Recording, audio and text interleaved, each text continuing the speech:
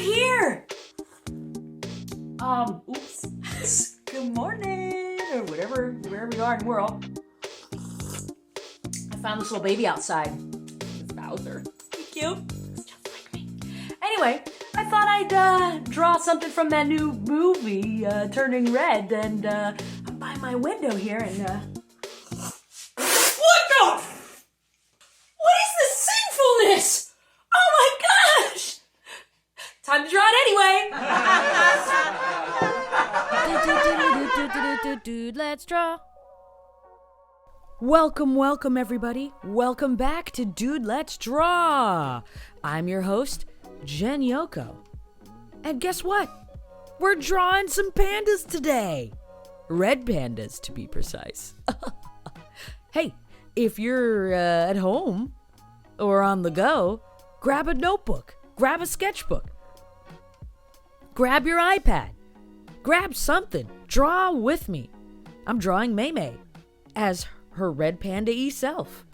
And we're gonna get this done and make it look cute. So, I saw Turning Red this weekend. Saw it on Friday. Invited my gal pals over. We had a party. And we watched it on the big screen. It was really fun. If you haven't watched it yet, highly recommend. Basically about a girl. Her name is Meilin, turned 13. And she is a people pleaser. She loves her parents. She loves her friends. She's BFFs with her mom. But unfortunately, her mom can be a little overbearing and way too protective. And we find out why she's overprotective. And one night, she turns into a red panda. And it shocks her. You wake up and you turn into a red panda, and the scene is really cute. She's freaking out. She's trying to figure out how to return to normal. And it's a stress fest.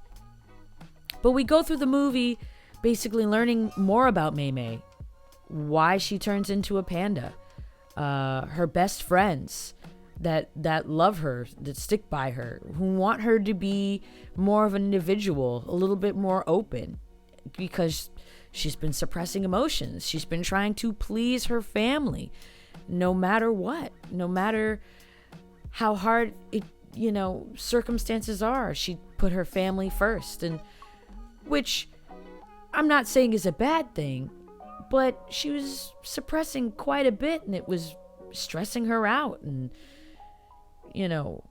harboring deep emotions really isn't good for you, and whether you're young or old. And I noticed that the older you get, the more you suppress an emotion, the more resentful and bitter you get.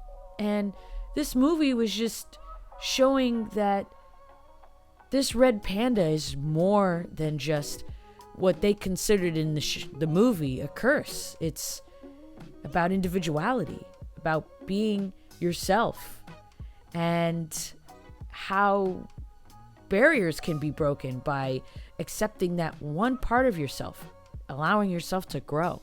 And I thought that was a really nice part of the movie.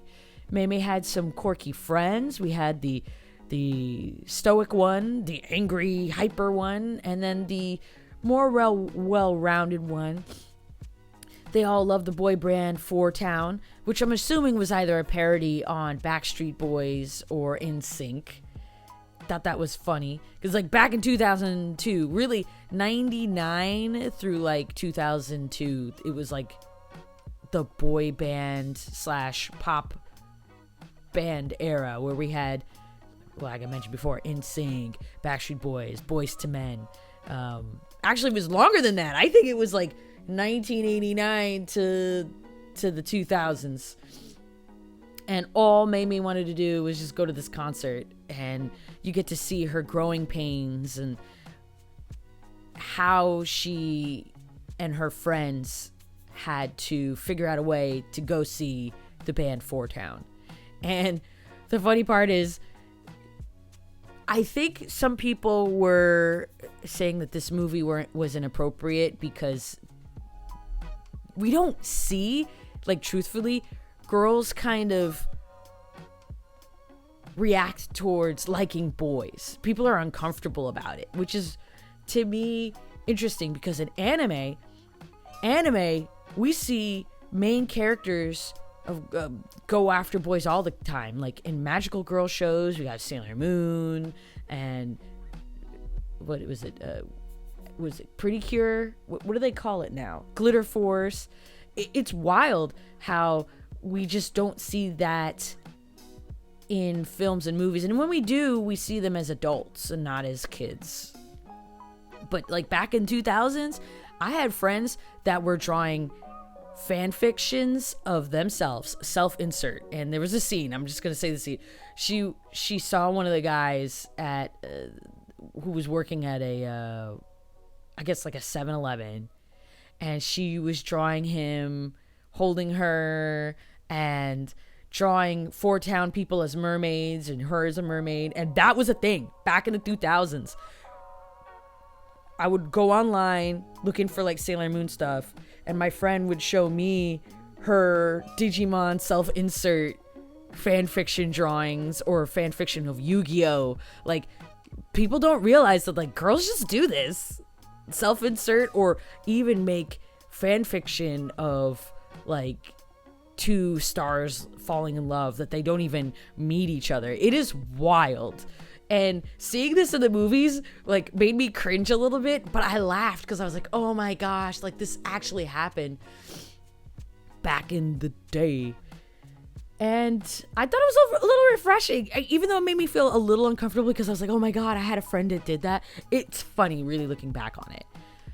And another thing about this movie is that all coming of age stories are very similar. I think the difference is that Mei, 1, turns into a panda, 2, has an overbearing parent, and 3, this is a story that has been told over and over and over again, just repackaged in a different way. And I'm not saying that it's lazy, but we see stories like this all the time and we don't realize it. And I was thinking, the Goofie Movie. The Goofie Movie is almost similar to Red Turning Red. And the only difference is that, you know, Max from the Goofie Movie doesn't turn into a red panda.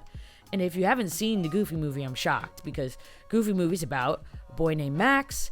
He wants to go see a Powerline concert, and he and his friends want to go, but his dad wants to take him on a trip because he thinks Max is becoming a delinquent and that he's changing and that he's afraid of losing his son.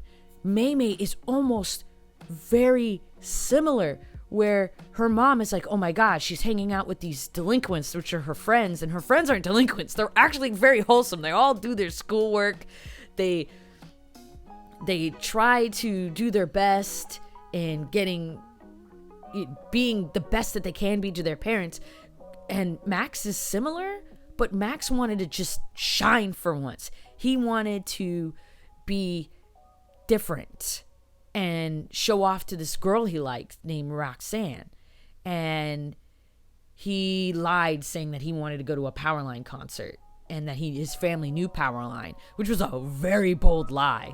And the difference was Mei was honest to her parents. She made a presentation about 4-town and how, you know, she wanted to see it and that she needed the money for it. And her parents said, well, her mom said no. And her mom just didn't want her to be an individual. Just listen to her parents, and which is fine. You should listen to your parents to an extent, but not to a point where it suppresses you. Max in the Goofie Movie, he lied and then he held in his emotions because his father wasn't listening to him.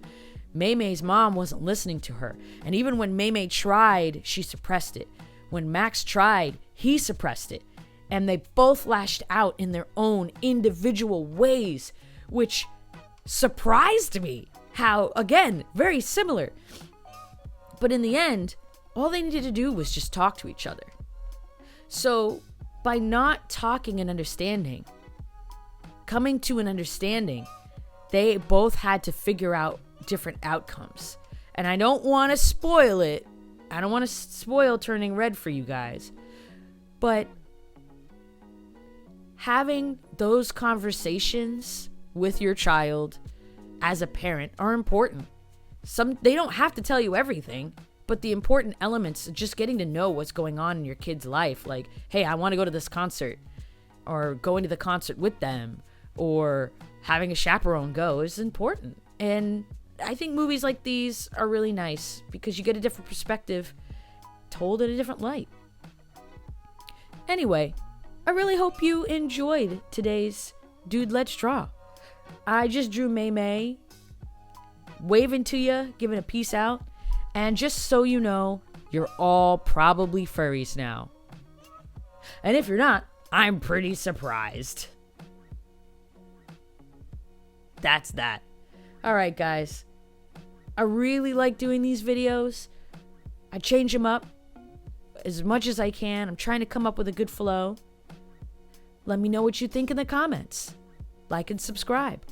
Also, I'd love to see what drawings that you have. I would love to see it. I have an Instagram. I think it's Dude Let's Draw. It's dude_let's_draw. I'll put it in the description below. I'd love to see your fan art of May, or any fan art that you have. Share it with me. It is always a pleasure to hear from you in the comments and see. And what did you think of the movie? Did you like the movie? What other comparisons do you see? Where do you see the elements in your life? Do you have overbearing parents, or do you have an overbearing child? One of the two. Let me know. I love you guys. And again, like and subscribe. Have a great, wonderful day. Knock it out of the park. And I'll see you in the next video. Have a great one. Bye-bye.